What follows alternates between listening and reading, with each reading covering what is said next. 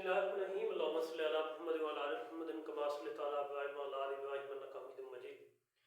अल्लाहुम्मा बारिक अला मुहम्मद व अला आलि मुहम्मद कमा बारकता अला इब्राहीम व अला आलि इब्राहीम इन्नका हमीदुम मजीद। सुब्हानल्लाह व बिहम्दिही सुब्हानल्लाह अज़ीम सुब्हानल्लाह व बिहम्दिही सुब्हानल्लाह अज़ीम सुब्हानल्लाह व बिहम्दिही सुब्हानल्लाह अज़ीम सल्लल्लाहु तआला अला मुहम्मद सल्लल्लाहु अलैहि वसल्लम सल्लल्लाहु तआला अलैहि व आलिहि वसल्लम। टॉपिक है हमारा classification of elements of periodic table. Periodic table के एलिमेंट्स की क्लासिफिकेशन जो है वो कैसे की जाती है। हमने पीरियोडिक टेबल के जो एलिमेंट्स हैं इनको हम डिफरेंट ब्लॉक्स में डिवाइड किया और वो डिफरेंट ब्लॉक्स के अंदर जो इनकी डिवीजन है वो इनकी क्लासिफिकेशन के बारे में इंफॉर्मेशन देती है। मिसाल के तौर पर हमारे पास अगर नॉर्मल या रिप्रेजेंटेटिव एलिमेंट्स जिनको हम कहते हैं उन तमाम की जो इलेक्ट्रॉनिक कॉन्फ़िगरेशन है वो NS और NP के ऊपर डिपेंड करती है। NSN और NPN यानी S में मैक्सिमम कितने इलेक्ट्रॉन हैं वो 1 या 2 हो सकते हैं। P के अंदर मैक्सिमम कितने इलेक्ट्रॉन है वो मैक्सिमम 6 है, वो 6 से बिलो भी हो सकते हैं, 6 भी हो सकते हैं। अब जिन नॉर्मल एलिमेंट्स होते हैं उनके वैलेंस शेल जो है इन्वॉल्व होते हैं उनमें S सब शेल इन्वॉल्व होता है यानी वो S पहले शेल का है वो दूसरे शेल का है कोई भी हो उसमें 1 इलेक्ट्रॉन भी हो सकता है, S में 2 इलेक्ट्रॉन भी हो सकते हैं और उनमें P सब शेल भी इन्वॉल्व होता है जो कि पीरियोडिक टेबल के बिल्कुल राइट साइड वाले एलिमेंट्स होते हैं उनको हम P ब्लॉक एलिमेंट्स कहते हैं। उनमें P सब शेल इन्वॉल्व होता है। P के अंदर मैक्सिमम 6 इलेक्ट्रॉन हो सकते हैं और अगर किसी के एलिमेंट के पास P के अंदर 1 इलेक्ट्रॉन है तो 1 आ जाएगा, एंड पे 2 इलेक्ट्रॉन बचे हैं बैलेंस इलेक्ट्रॉन तो 2 आ जाएंगे, 3 बचे हैं तो 3 आ जाएंगे, 4 बचे हैं तो 4 आ जाएंगे, 5 बचे हैं तो 5 आ जाएंगे, 6 हैं तो 6 आ जाएंगे। 6 से ज्यादा valence electron P sub shell में नहीं आ सकते यानी इसकी मैक्सिमम जो एक्सटेंट है वो 6 इलेक्ट्रॉन है।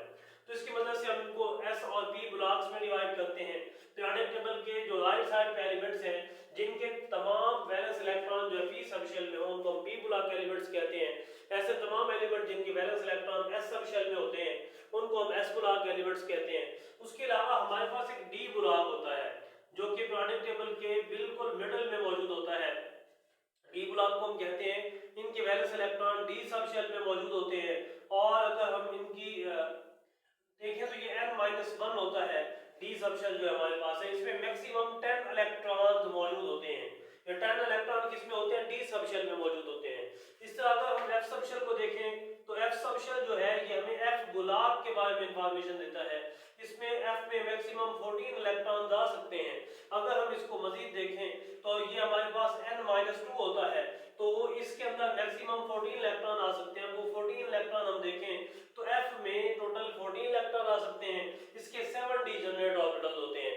D के अंदर मैक्सिमम 10 इलेक्ट्रॉन आ सकते हैं, इसके अपना 5 डीजेनरेट ऑर्बिटल्स होते हैं। तो ये इनकी जो इलेक्ट्रॉनिक कॉन्फ़िगरेशन है वैलेंस शेल की ये हमें ये इंफॉर्मेशन देती है। S और P और D ब्लॉक और F ब्लॉक का इन्वॉल्व होना हमें ये इंफॉर्मेशन देता है कि एलिमेंट्स को डिफरेंट क्लासेस में, डिफरेंट ग्रुप्स में, डिफरेंट उनके अपना इंडिविजुअल ब्लॉक्स में जो इनको डिवाइड किया गया है वो उनके वैलेंस शेल की इलेक्ट्रॉनिक कॉन्फ़िगरेशन के ऊपर बेस करता है। जी अगर हम पीरियोडिक टेबल को देखें ना तो उसकी इस तरह की अरेंजमेंट होती है कि उसमें सबसे पहले हमारे पास 1s है, उसके बाद 2s, 3s, 4s, 5s, 6s और 7s तक इन तमाम ये सारे के सारे S ब्लॉक वाले एलिमेंट्स हैं। उनकी अरेंजमेंट इस तरह होती है। उसके बाद ये नॉर्मल या रिप्रेजेंटेटिव एलिमेंट्स कहलाते हैं, इधर से S ब्लॉक वाले और इधर से P ब्लॉक वाले। दरमियान वाले जो होते हैं ट्रांजिशन एलिमेंट्स होते हैं।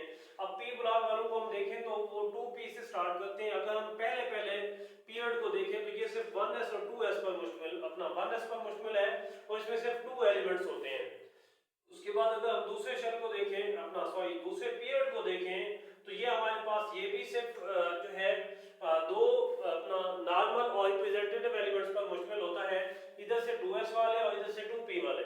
उसके बाद अगर हम इसको देखें 3s को वो भी इसी पर मुश्तमिल है 3s और इधर से 3p वाले पर। उसके बाद अगर हम चौथे पीरियड को देखें तो चौथा पीरियड जो है उसमें 4s होता है सबसे पहले, उसके बाद 3d है, उसके बाद 4p है।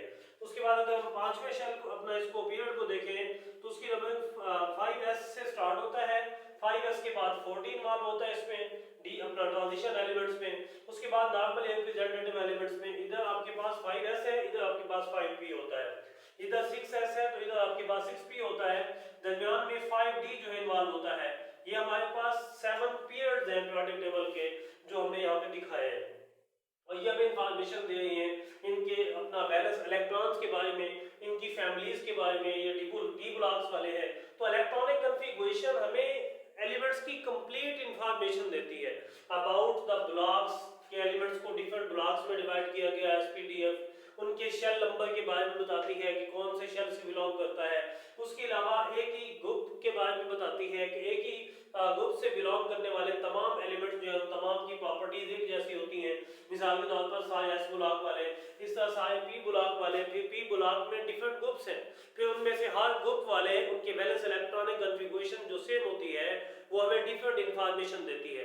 तो इसी इंफॉर्मेशन को इस्तेमाल करते हुए फर्दर हम इसके बारे में बहुत सी इंफॉर्मेशन हासिल कर सकते हैं। इसी पीरियोडिक टेबल को अंडरस्टैंड करते हुए, इनके वैलेंस शेल के इलेक्ट्रॉनिक कॉन्फ़िगरेशन को देखते हुए हम इनके केमिकल बिहेवियर, केमिकल रिएक्शंस को भी स्टडी कर सकते हैं। यहाँ तक हमारा ये टॉपिक खत्म हुआ। नेक्स्ट इंशाल्लाह इससे नेक्स्ट टॉपिक डिस्कस करेंगे। Thank you.